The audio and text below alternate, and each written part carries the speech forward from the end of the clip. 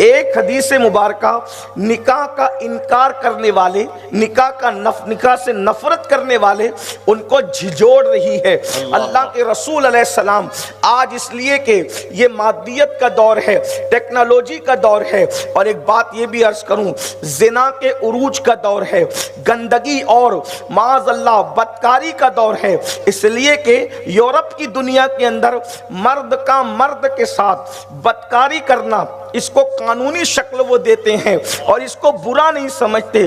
ظاہر سی بات ہے جب کوئی مرد کے ساتھ بدی کرے گا تو اس کی توجہ نکاح کی طرف کیوں جائے گی؟ اسی لیے بہت سارے لوگ نکاح کا مذاق اڑاتے ہیں، نکاح کا انکار کرتے ہیں، اور چونکہ ہم اسی ماحول میں جیتے ہیں تو ماحول میں جینے کی بنیاد پر ماحول کا اثر پڑتا ہے۔ اللہ اکبر، اللہ کے حبیب علیہ الصلوۃ و تسلیم فرماتے ہیں جو نکاح سے انکار کرے گا وہ دو میں سے کوئی ایک ہوگا۔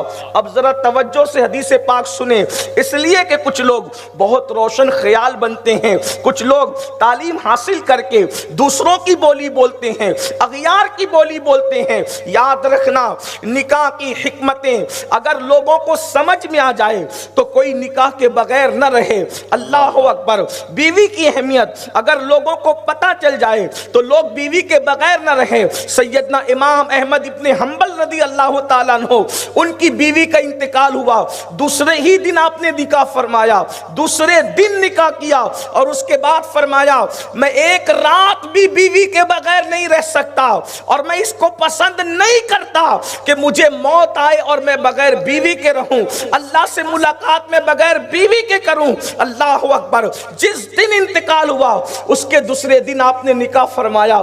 اس سے پتہ چلا ان لوگوں کے نزدیک نکاح کی اہمیت کیا تھی، بیوی کی اہمیت کیا تھی۔ بہت ممکن ہے گجرات والے یا ہندوستان میں رہنے والے میرے مسلمان بھائی سوچیں کہ یہ کون سی بات ہے، بیوی کا تو غم ان کو معاذ اللہ تھا ہی نہیں، دوسرے دن نکاح کر لیا۔ استغفر اللہ، اس طرح کی لوگوں میں بدگمانیاں ہوتی ہے۔ اس سے یہ نہیں، یاد رکھنا جو بیوی کے بغیر رہے گا اس کے قدم بہکنے کے اندیشی ہوں گے، قدم بہکنے کے چانسز ہوں گے، گناہ کی طرف بڑھنے کا اندیشہ ہوگا۔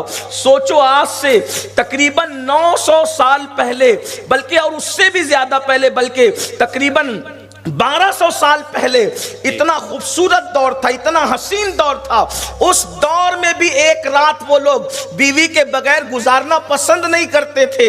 اور آج اللہ اکبر 25 سال کی عمر ہو رہی ہے، 30 سال کی عمر ہو رہی ہے، 35 سال کی عمر ہو رہی ہے، اور لوگ بغیر بیوی کے رہتے ہیں، اور پھر جو کچھ اس کے نتائج سامنے آ رہے ہیں وہ آپ سب کچھ دیکھ رہے ہیں۔ بہت ساری باتیں بولنے کی نہیں ہوتی لیکن محسوس کرنے کی ہوتی ہے۔ زنا کی بدبو جو دنیا کے اندر بڑھ رہی ہے بغیر بیوی کے رہنے کی بنیاد پر ہے۔ اسی طریقے سے اللہ اکبر خواتین کے نکاح میں جو تاخیر ہو رہی ہے، اللہ اکبر اس کے نتائج بھی بے انتہا بھیانک سامنے آ رہے ہیں، اور نکاح کا مذاق اڑانے والے دل کے کانوں سے سنیں۔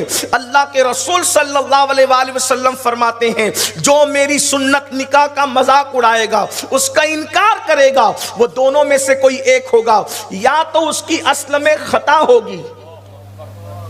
اندازہ فرمائے کتنی سخت بات اللہ کے رسول علیہ السلام نے فرمائی۔ نکاح کے منکرین کے لیے حدیث بتانا میرے ذمے ہے، آپ غور فرمائیں، یا اس کی اصل میں خطا ہوگی۔ تھوڑا سا مشکل ہوتا ہے نا یہ اصل میں خطا کا کیا مطلب ہوتا ہے؟ اصل میں خطا کا مطلب یہ ہوتا ہے کہ وہ اپنے باپ کا بیٹا نہیں ہوگا، یہ اس کا مطلب ہوتا ہے۔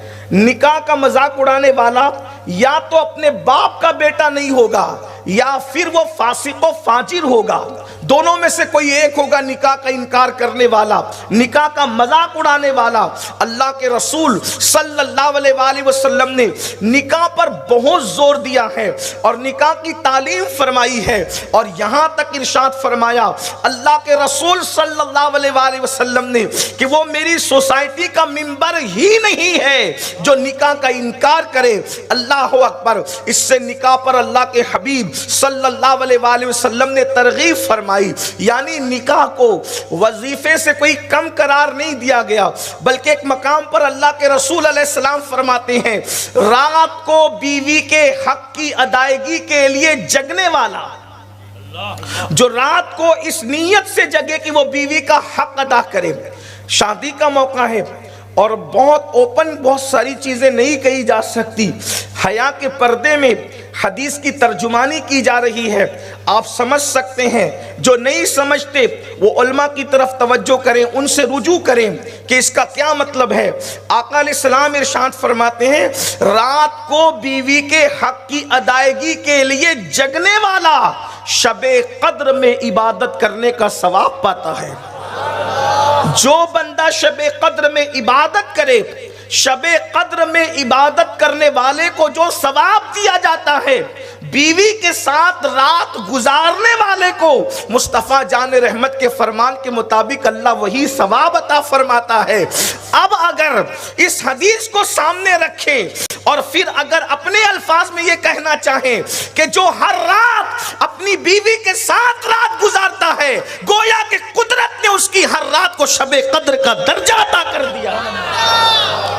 اوروں کے لیے شب قدر سال میں ایک بار آ رہی ہے, لیکن اللہ کے حبیب علیہ الصلوۃ والتسلیم قربان جائیں, وہ تو نہایت سستا سودا بیچ رہے ہیں جنت کا. ہم مفلس کیا مول چکائیں, اپنا ہاتھ ہی خالی ہے. اللہ کے رسول علیہ السلام نے کتنا کرم فرما دیا کہ فرمایا بیوی کے ساتھ رات کو جگنے والا اس کی حق کی ادائیگی کے لیے شب قدر میں عبادت کا سا ثواب پاتا ہے. میرے آقا صلی اللہ علیہ وآلہ وسلم کے دیوانوں, لیکن یہ عنوان میرا نہیں.